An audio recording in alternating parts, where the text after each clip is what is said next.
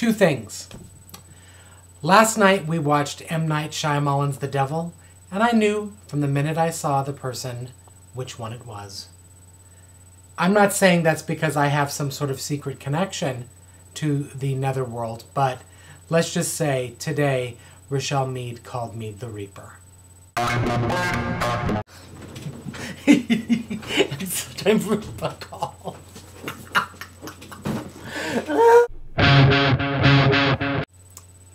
Hey! So I'm here. And it has indeed been insane last couple of days with my book buying. And so much so that I went to Borders last night and wreaked havoc, reaped both books and ate a few souls. If you'd hear Rochelle Mead tell it. She's had it. Anyway, let's see. What have I done? I'm not going to take this out of here, but suffice it to say that I've put 4 books on this in the last few days. 13 Little Blue Envelopes by Maureen Johnson. Looking for Alaska by John Green. Wings by April Lynn Pike. And The Maze Runner by James Dashner. I have that. In fact, I had 2 like 4 weeks ago. I just gave one away. Now I have another one. I don't know what the hell I'm doing. I also, because books were like 4 for $16 there, and that was like not the YA paperbacks, but all the hardbacks and the YA hardbacks. So I got the Radleys by Matt Haig, and if you don't know Matt Haig, he's a British author, I believe. Let's just say he's British, or at least he could fake a British accent. He did The Dead Fathers Club, which is a really good book, and you should pick that up. I enjoyed it. Also, an acquaintance of mine, Mel Jean Brooke, who writes Naughty Steampunk, lives down in Portland area, and I thought I'd pick up her book because that's been heralded as a really good example of steampunk and stuff like that. I did, even though I have the library book, it's probably got to go back like in a week, and I'll never get to it. I got Stephen King's Full Dark, No Stars, because it sounds like the novellas in here are pretty awesome, and I can't wait to get to them. I'd been meaning to read Love is a Mixtape by Rob Sheffield, but they didn't have it, so I'm going to settle for Talking to Girls About Duran Duran, which the title alone is awesome. And I don't know. I mean, it hits all my 80s buttons. Does it hit yours? Which brings me to my YA stuff, because in the 80s I was a teen. It's a segue. Let's see. Picked up Lies in hardback. It's not going to match my other ones, but whatever. Lies by Michael Grant, which is part of the Gone series and is totally amazing and apocalyptic and so readable. You just burn through them really quick. You'll love them if you haven't started reading them. I don't know anything about this book.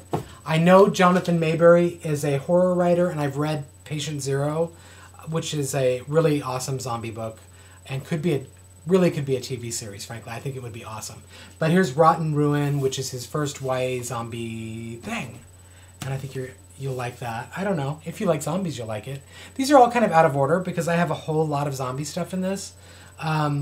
This is not one of them. I'm not guessing. Maybe the 20s has something in store for me that I'm not aware of.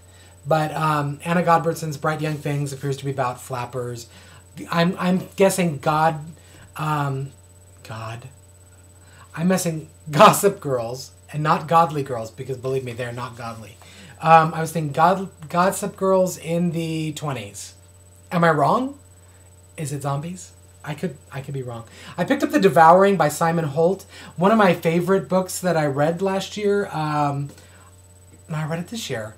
I'm completely dazed, but it's a really good horror book for YA, and I'm loving the horror stuff. The Reformed Vampire Support Group by Catherine Jinks, which is a paperback and adorable. Just that little, can you see it? I'm thinking though, the smiley face with the fangs, isn't that Heather Brewer's for the Chronicles of Vladimir Todd? I could be wrong. I got The Extraordinary Secrets of April, May, and June by Robin Benway.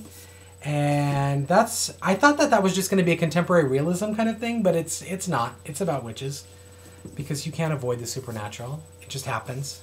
I picked up Jennifer Lynn Barnes' Raised by Wolves. Werewolves, I'm assuming, and not just like wolves out in like Anchorage, Alaska or something. So yeah, that's what I got at Borders. I got like 12 books for like I think $44. So it ended up being really good, including the taxes and everything, which is really good. And so then because I can't, that's not enough books for me. That's how many are we at? 1, 2, 3, 4, 5, 6, 7, 8, 9, 10, 11, 15. That's not enough books for 1 week's time. How could it be?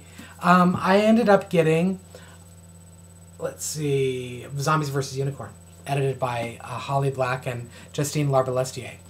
And this was one of those books that really falls under the example, and another one, the one following it, falls under the example of I would have bought it on my Nook if it hadn't had such amazing art direction and a beautiful cover. Because frankly, this cover, and I know you've all seen it, but you have to look at it again. Look at it again. Touch it. Get your copy. Touch it and love it. It's a beautiful, beautiful, beautifully art-directed cover. And I had to have it as a collectible. I had to have it. Likewise, Charlie Higson's The Enemy, which has this most amazing like black, it's beautiful. And it's all the texture of it is nice. It's red inside. Nothing all that special on the inside, but the texture of the book, the black spine of it, I think it really sets the mood of the book. It's really well done. And it's creepy, and I love it.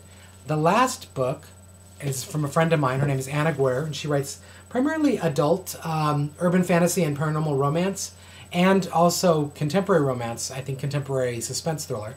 And her first YA book is called Enclave, and it's got zombies, and it's dystopian, and it's set in like a world where things are all underground and stuff. It sounds awesome.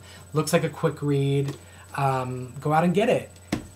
And because last one, because this is not enough, book number 21, and I'll let you know that my wife and I started dieting this week. We started on Monday, and I'm really hoping to lose some weight in a year's time. You know, I'm thinking like next year I'll be a shadow of myself, or I'll just either that or I'm going to be in like a black robe and not that mask, not that Scream mask though. Although Scream opened, and I've heard that it's not that bad. I was surprised. Anyway, so I got Best of Cooking Light's Everyday Favorites, which is massive. But it has pictures of the food, what it's supposed to look like. And I'm the cook in the family. So I was like, well, I got to bring our calories down, right? Right? So that's what I did. Someone has to stop me. I'm going to need a guard to stand outside my garage in case I try to pull out of here and go back to that border sale. Because I don't know that I left anything behind. That's not true. I left 3 behind. Anyway. No more. So, what did you... I was going to say that's what was in my mailbox. But there were 4 in my mailbox. So I could legitimately call this into my mailbox. Which, if you don't know, the Story Siren, Christy at the Story Siren does this thing every week where people tell her what's in their mailbox. You know, what they got for review or whatever. I don't review books. I like to read them and collect them and stuff like that. So, whatever. That's what I got. What did you get?